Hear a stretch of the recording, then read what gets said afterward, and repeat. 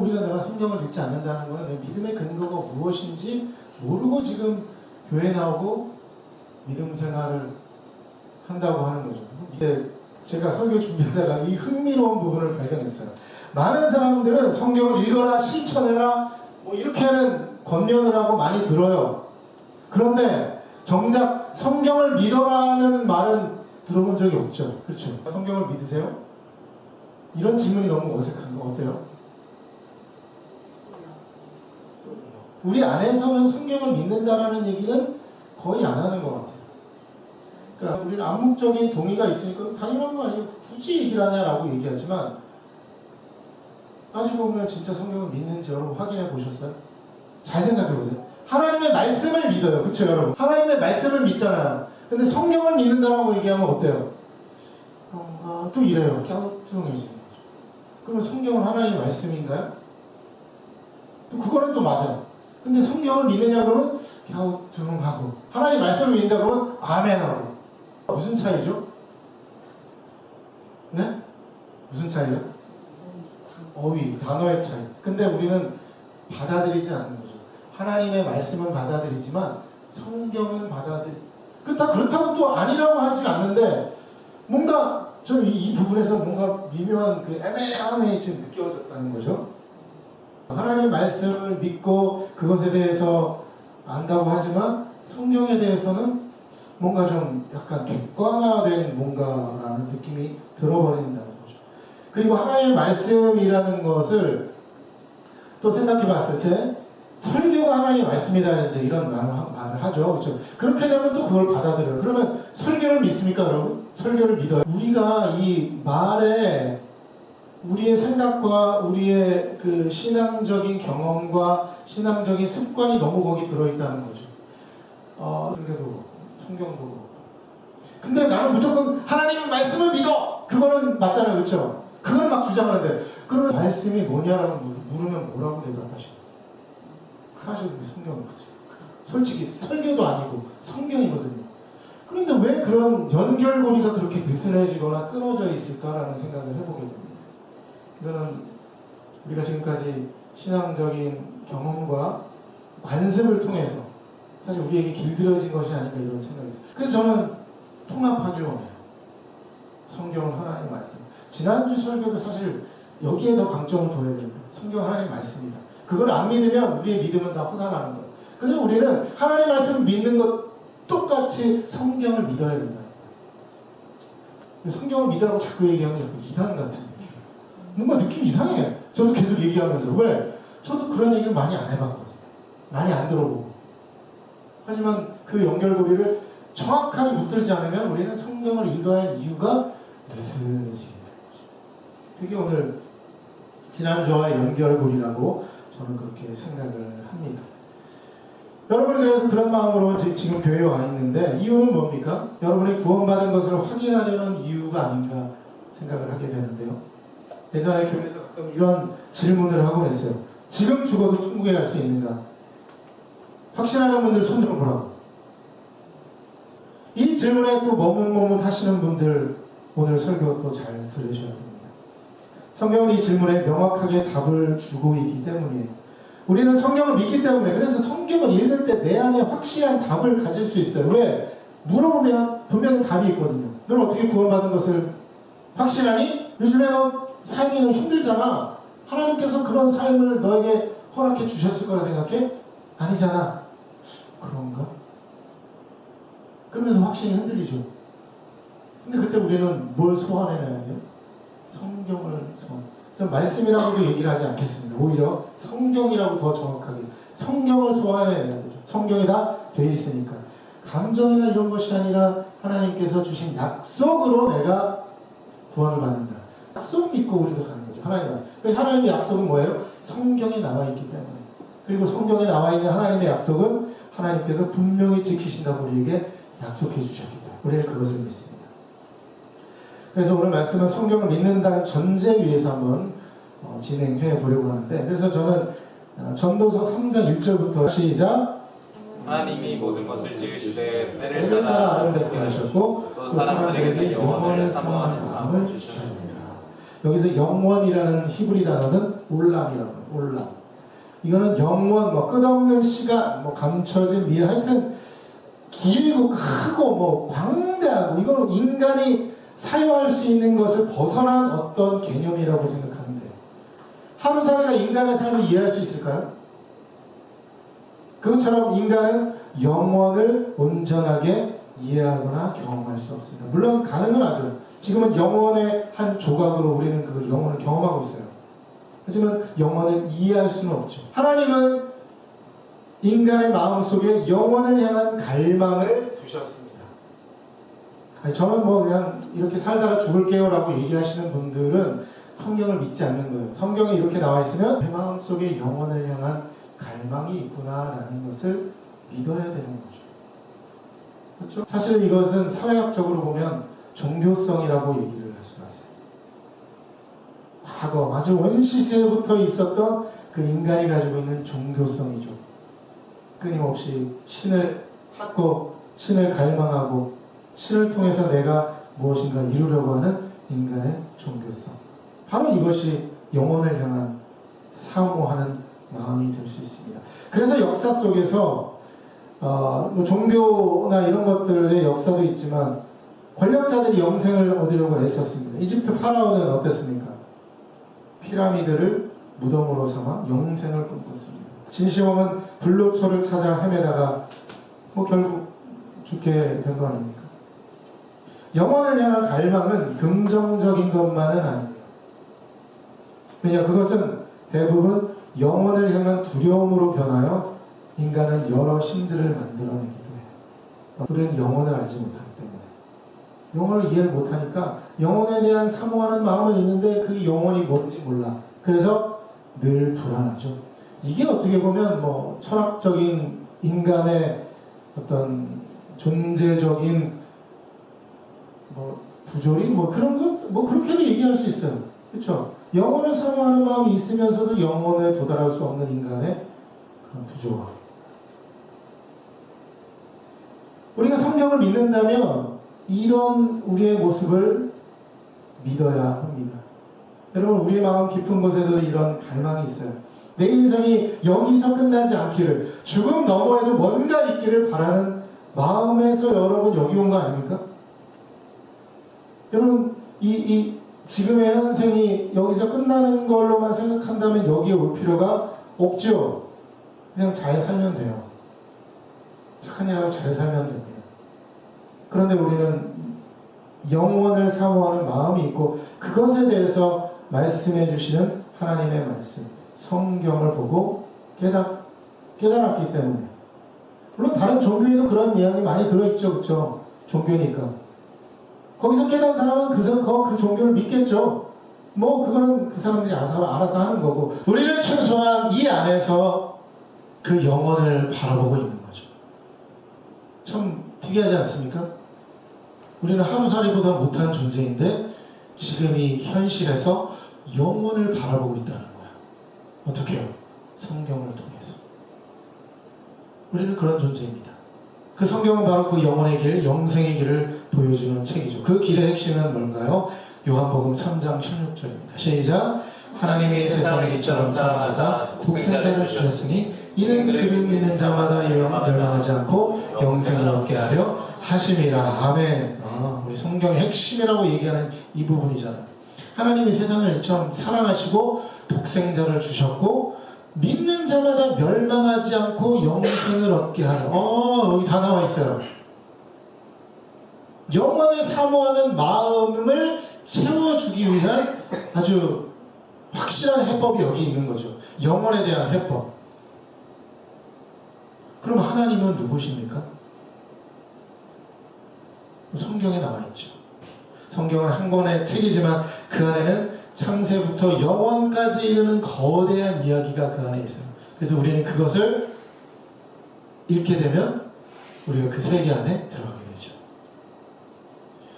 이 이야기를 통해 하나님이 누구신지 시작해서 어떻게 영생을 얻는지 방법을 알 수가 있습니다. 그래서 창세기 1장 1절입니다. 시작!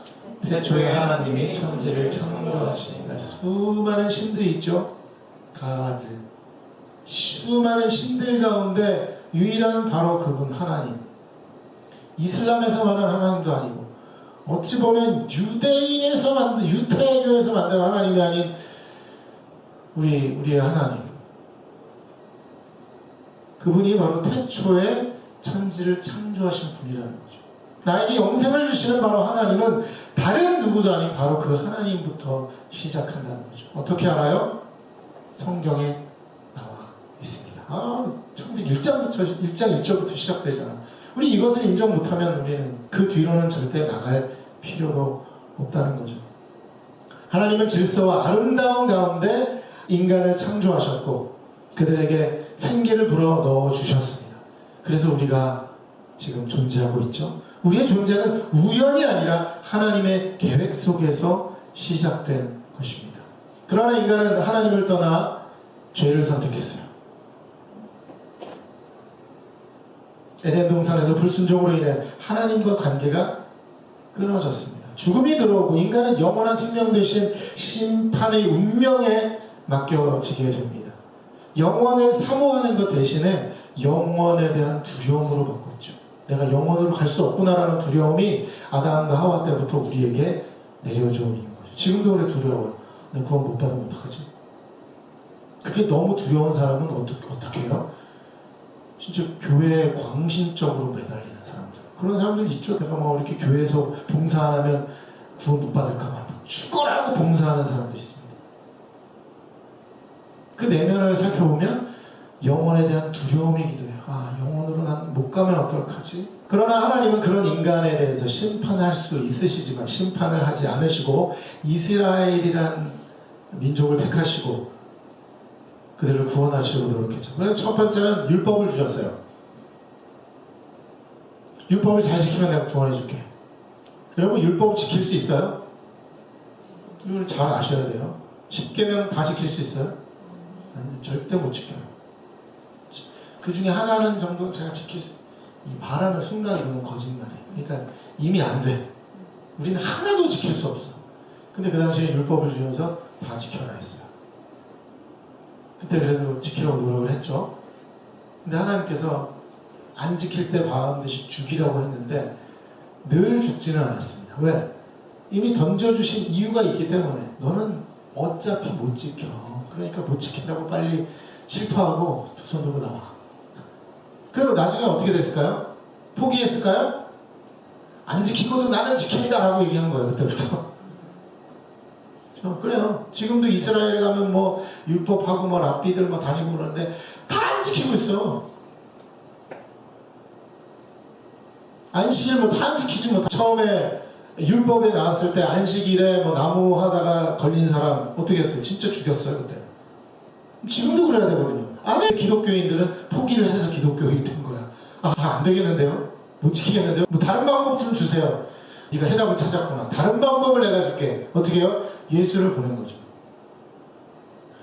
또 그렇게 해서 네 죄를 없애려고 아니면 네가 의로우려고 하지만 안 돼. 하지만 내가 예수를 보내줄게.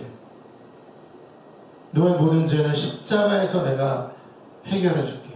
너 그 사실을 믿으면 너의 모든 죄가 십자가에서 해결된 것으로 내가 소급 적용해 줄게.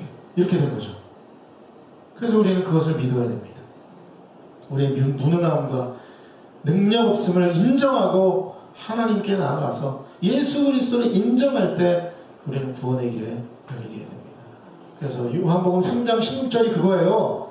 다시 한번 읽어볼게요. 시작. 하나님이 세상을 이처럼 사랑하사 독생자를 주셨으니 이는 그를 믿는 자마다 멸망하지 않고 영생을 얻게 하라. 예수님께서 우리 죄 대신 형벌을 받은 거예요. 과거에는 율법을 지키기 위해서 그렇게 애를 썼지만 안 됐는데 포기하니까 이렇게 쉽네.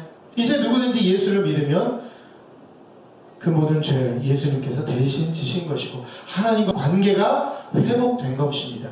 구원이란 단순히 내 지옥에 안 간다 이것뿐만 아니라 하나님의 자녀로 회복된 것이 구원이라는 거예요. 단순한 관계 회복이나 거기서 끝나는 것이 아니라 하나님의 자녀가 된 거라는 거죠. 죄인에서 그냥 평범한 감옥에 나온 사람이 아니라 갑자기 하나님의 자녀가 되는 신분 상승을 하게 됩니다. 그렇게 예수님은 우리에게 구원의 길을 열어주시고 부활하시고 승천하셨습니다. 그리고 예수님은 다시 오신다고 성경에 기록되어 있습니다. 우리는 그걸 믿는 거죠. 그날 우리는 부활하여 영생을 누리게 되고 완전한 하나님 나라에 들어가게 됩니다. 어디서부터 영원한 생명일까요? 하나님 믿음부터, 하나님의 자녀가 되는 순간부터, 여전히 부족한 하나님의 나라이지만 여기에 있는 것부터가 이미 구원이고 영원한 생명이고, 그렇죠? 하나님 나라 들어가는 것은 그것을 이루는 것. 근데 사실 지금도 이루는 것이고 그때도 이루는 것이고, 이게 뭐예요? 이미 안 왔지만 벌써 와 있는 거죠. 그것이 하나님의 나라에 대한 설명입니다. 하나님 나라는 아직 안 왔지만 벌써 와 있는 거예요. 우리는 지금 그 영원한 완전한 하나님의 나라 새하늘과 새 땅에 안 들어갔지만 이미 들어가 있는 거예요. 왜? 나는 믿음으로써 이미 하나님의 자녀가 되는 권세가 됐으므로 새하늘과 새 땅 이미 나는 들어가 있는 거예요. 할렐루야. 우리는 그런 삶을 살아가고 있는 거죠. 그래서 여러분 확실히 믿음이 흔들리면 안 돼요. 요즘에 너무 되는 게 없고 그래서 하나님이 나를 버리셨나? 나 이래가지고 난 구원받은 것 같지 않은데? 아닙니다. 절대 아닙니다. 이미 우리는 그 구원을 이루었습니다. 그것에 대해 반응하는 것은 누구예요? 바로 그냥 내가 그냥 거기에 흔들려서 왔다 갔다 하는 것 뿐이지. 이것이 바로 어떤 소식이에요? 기쁨의 소식이죠. 인간이 가지고 있는 영원을 향한, 영원을 사모하는 마음에 대한 완전한 해법이 바로 성경에 나와 있습니다. 그것이 바로 복음이잖아요. 복된 소식. 그리고 이 복음이 기록된 책이 바로 성경입니다. 성경을 모른다면, 믿지 않는다면 이 복음을 어떻게 믿겠습니다? 저는 여러분, 남들이 얘기해주는 복음이 아니라, 하지만 여러분 스스로가 성경에서 말하는 복음을 읽어보세요. 그러면 막 놀라운 이야기가 생깁니다. 다음 말씀 보시면 에베소서 2장 8, 9절. 저는 이 믿음의 초보일 때 말씀을 읽으면서 이걸 보고 되게 정말 깊은 감동을 했어요. 읽어보겠습니다. 시작. 너희는 그 은혜에 의하여 믿음으로 말미암아 구원을 받았으니 이것은 너희에서 난 것이 아니요 하나님의 선물이라 행위에서 난 것이 아니니. 그 믿음의 초보 때 믿음이 뭘까, 구원이 뭘까 이걸 고민을 하는데 이걸 딱 읽는데 이 생각이 났어. 깨달아졌어. 내가 그냥 믿음으로 구원을 받았구나. 하나님의 선물이구나. 내가 뭔가 해서 된 게 아니라 하나님의 선물이구나. 물론 이거를 성경 공부하면서 알려줄 수도 있죠. 그렇죠? 그리고 설교 때도 설명해 줄 수 있겠죠. 하지만 이걸 제가 발견하고 나니까 너무 좋은 거예요. 여러분도 말씀 읽으면서 이런 경험이 좀 있으면 좋겠어요.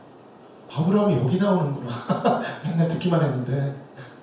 이삭 포스트만 있는 줄 알았는데 아브라함의 아들이네. 세상에. 와, 이삭 포스트가 세상에 여기 이삭에서 나온 거구나. 와, 대단하다. 이런 거라도 좀 느꼈으면 좋겠어요. 여러분 통독하면서 한두 개는 좀 발견해 봅시다. 할렐루야. 이게 여러분의 믿음의 경험을 도약시키는 아주 중요한 경험이 돼요. 이거는 제가요 막 설명한다고 해서 여러분 깨달아지는 게 아니에요. 그냥 알기는 알겠죠. 그게 그거구나. 네. 하나님의 선물이구나. 그렇지 맞아. 하지만 그게 그거구나. 이런 깨달으면 내 영혼 깊이 내 스스로가 그것을 내면화시키는 굉장히 중요한 기회가 된다는 거죠. 그것을 꼭 경험해 보시기 바랍니다. 구원은 하나님의 선물입니다. 사실 하나님의 명령을 다 지키지 않아도 구원에는 문제가 없어요. 할렐루야. 할렐루야는 맞는데, 그렇죠? 근데 여기서 이단이 되죠. 여러분 그러니까 하나님 말씀 들어야 되고 해야 됩니다. 아니 그러면 여러분 구원에는 취소됩니다. 이단이 되는 건데 구원에는 문제가 없어요. 솔직히 말하면. 이거 조금 약간 이단스럽게 좀 몰아붙였으면 조금 더 제 말빨이 좀 서를 것 같은데. 여기서 돌이킬 수밖에 없습니다. 왜? 그게 맞는 말이니까. 그럼 아무렇게 살아도 되겠네라는 생각이 들겠죠? 근데 구원의 과정에서 하나 놓친 게 있어요. 굉장히 중요한 거. 요한복음 3장 16절에 처음에 뭐라고 말씀하고 있습니까? 하나님이 세상을 이처럼 사랑하사. 우리가 놓친 게 있어요. 뭐예요? 사랑 누가 말했습니까? 성경에서 말했어요. 하나님은 사랑이시다라고 아예 못을 팍 박아버렸죠. 우리가 사랑을 어디서 찾으려고 할 거 없이 하나님에게서 찾아야 돼요. 왜? 하나님은 사랑이시기 때문에 더 이상 더 이하도 없어요. 하나님은 사랑이시다 말씀해 주고 있죠. 이 구원의 과정에서 인간의 행위는 단 하나도 없고 오직 하나님의 사랑만 존재합니다. 하나님께서 율법을 주시고 깨닫게 하시고 저는 깨달았는데요, 저는 제가 무능함을 포기했는데요, 그게 행위라고는 하기는 좀 어렵죠. 왜? 행위라는 것은 올라가야죠. 내가 포기하지 않고 뭔가 하고 이런 거를 해야지 행위인데 포기한 거예요. 점점 내려가. 행위라고 할 수 있을까?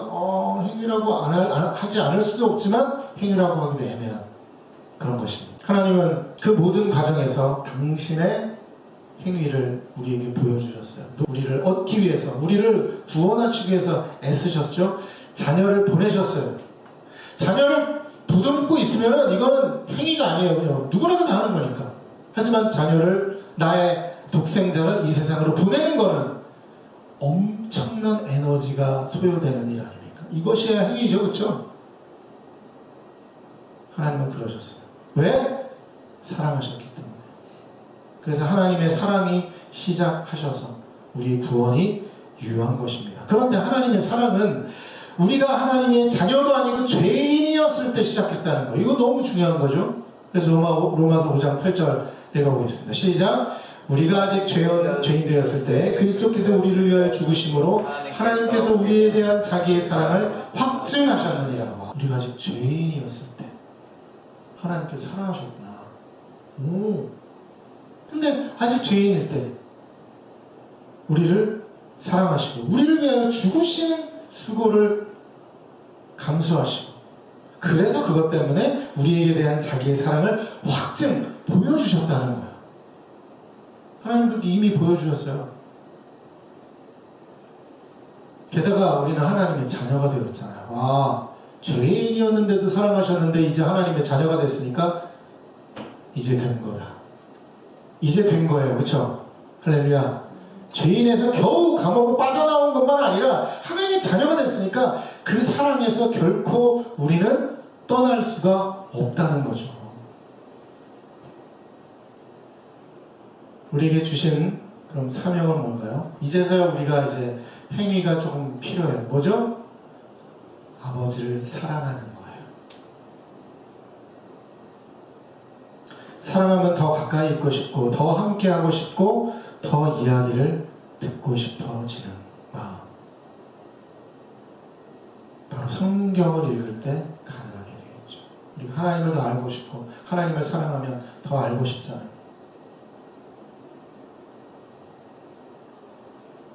우리 사랑하는 누군가를 향해서 그 사랑이 계속 유지되길 바란다면 그 사람을 더 알고 싶고, 듣고 싶고, 만지고 싶고, 사실 그렇게 되는 거죠.